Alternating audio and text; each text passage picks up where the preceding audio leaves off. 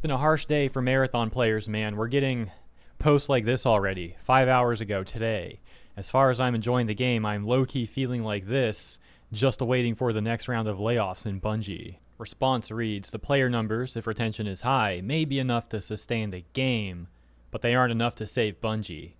OP says, Sony is 100% taking over. I just really hope people won't lose their job. The other user saying, many definitely will in the process. It is sadly unavoidable. A mere 22 minutes ago, we have this post. If Marathon actually fails, it would have been killed by the gaming community for the dumbest reason possible.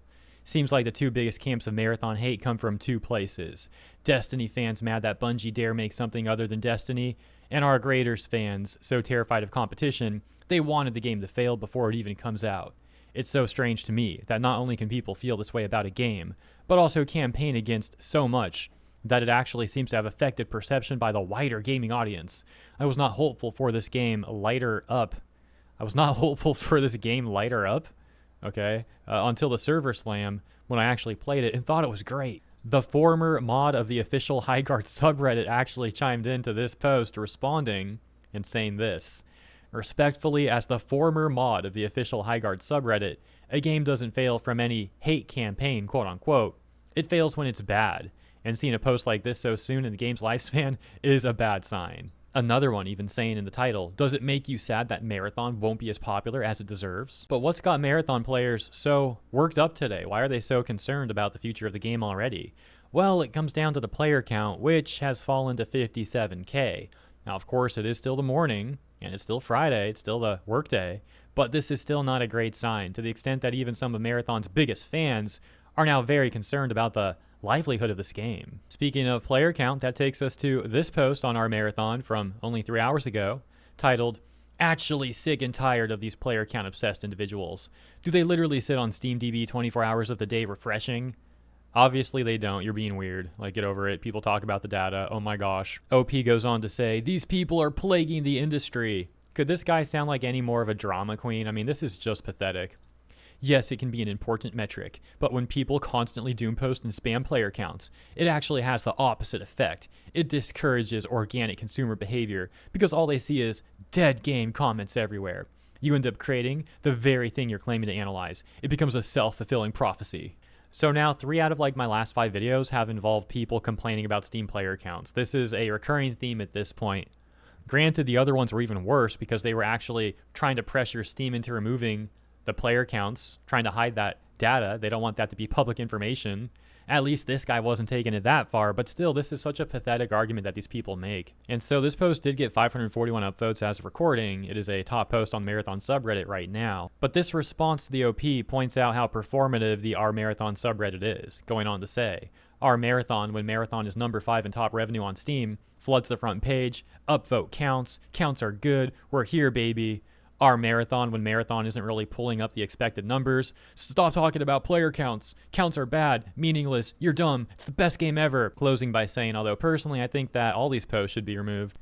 Slay the Spire 2 released in early access yesterday, and this caused people to compare the charts for Slay the Spire to Marathon. Slay the Spire 2 having around 450k, Marathon of course having around 85k. And Megacrit, the developer studio behind Slay the Spire, responded to Marathon's announcement post on Twitter with this. Congratulations to the Marathon team on their launch. Don't let small indie passion projects like this pass you by just because Slay the Spire 2 is out. People laughed all throughout the responses. However, Megacrit eventually did respond to one person saying a shade for the centuries, adding it wasn't supposed to be shade, we were being sarcastic. Didn't know we'd blow up quite to the degree that we did. The co-founder of Megacrit, Casey Yano, actually added on to that as well, saying, this seems a bit meaner than it was intended. To be fair, I didn't think we'd actually pass Marathon in concurrent users. At the time that tweet was made, it does seem like both Marathon and Slay the Spire 2 had around an 80k concurrent player count. Now, of course, Marathon didn't really go up from there, only hovered around the 80k mark for a number of hours, while Slay the Spire 2 did keep on going up, achieving, as mentioned, around a 450k concurrent. I'm thinking of picking up STS2. I played the first game, got like 40 hours into it, which I know really isn't like that much. Some people have hundreds of hours in STS1. So I don't know. I'm still thinking about it, but I'm not really in a rush to pick something new up right now. There's so many games that I'm playing and enjoying right now, so I don't know. Maybe I'll wait a little bit longer. We'll see. On a bit of a side note, check this out. The Game Awards. just posted this. There's only one more week to play Highguard. The game will go offline on March 12th. We've known about that news for a few days now. Why is he tweeting this out? Is this like a joke?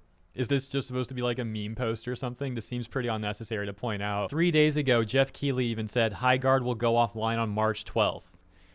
This got 10.2 million views.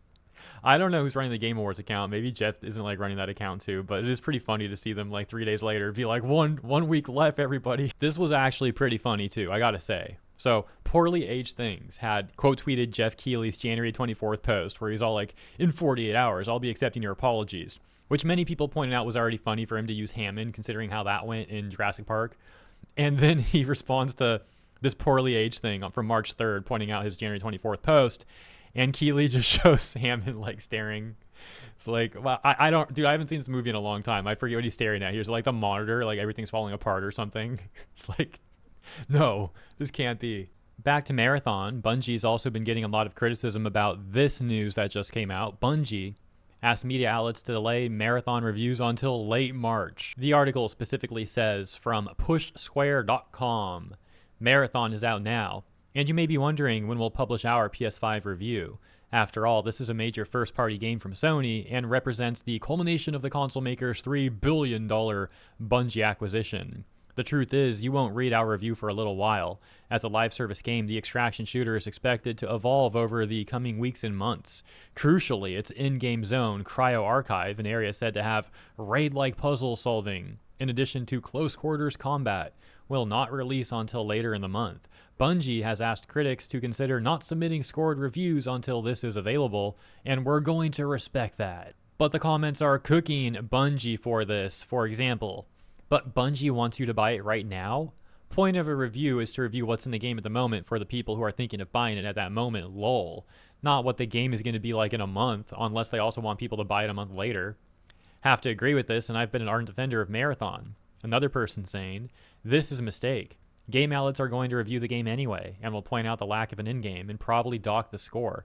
In addition, this low-key looks like Bungie released an unfinished game, and is asking media outlets to hold off on reviews until they finished it after releasing it. It's pretty crazy because even Highguard didn't ask for such a privilege, and the justification is the same. What I mean is Highguard came out with some updates a few weeks after release. So that's Bungie's justification here, or their like attempt at justifying this, right? Hey, we're going to have this important update within like the month. Can you wait till the end of the month? As mentioned, Highguard actually released multiple wardens after release within a few weeks, an entirely new game mode, I think a new map and some other stuff too. But even they weren't like, hey guys, can you not review our game yet? The last thing I want to show you guys is this meme. This is hilarious. So people are laughing at Morgan Park and PC Gamer. This is something I've covered before in the past, pointing out how this dude is one of the biggest gaming journalist shills that we've ever seen. And the headlines are hilarious. This stuff ages so poorly for Morgan Park and for PC Gamer. But he keeps on going year after year doing the same thing. For example, now in the meme, we can see, uh-oh, I played 7 hours of Concord this weekend and immediately want back in. Then he moves on to SSK the JL. 8 hours in, SSK the JL doesn't seem like the disaster some were waiting for. Moving on. After 5 hours of exploring the galaxy and ghosting past stormtroopers, Star Wars Outlaws is finally winning me over. I played 6 hours of AC Shadows, and folks, I think this one was worth the wait. Highguard is fine when you don't have an internet in your ear telling you it's nasty. The Marathon server slam consumed my weekend. 21 hours later, I've gone from meh to believer. How does he come up with like the most cringe titles too? Like, folks, I think this was worth the wait. I've gone from meh to a believer. It's like, oh my gosh, dude. There's actually a little bit of skill to that. I can't even lie. Being able to come up consistently with like some of the biggest shill articles and cringiest headlines for them, and then like being wrong over and over and over again. There's got to be like some level of skill to that, obviously in like the worst way possible, but you know, that's Morgan Park for you. Anyways, this video, as you saw from watching it, was a bit of a combination of like stuff that I thought was funny, and of course like the actual news, some public reception as well. Let me know what you think about the latest. In other words, guys, enjoy the weekend up ahead. I hope you have a lovely weekend, and I look forward to seeing you in the next one.